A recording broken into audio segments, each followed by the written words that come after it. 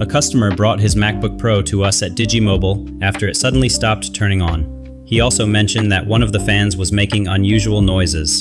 During our diagnostic, we discovered two issues. The device wasn't powering on due to an overheating chip, and one of the fan cables was broken. After receiving the customer's approval, we got to work and began the repair to bring his MacBook back to life. Quick tip: to help prevent overheating, always keep your laptop on a hard, flat surface so the fans can circulate air properly. Avoid using it on beds, couches, or blankets, which can block airflow. Remember, you can bring your equipment to Digimobile anytime. No appointment needed.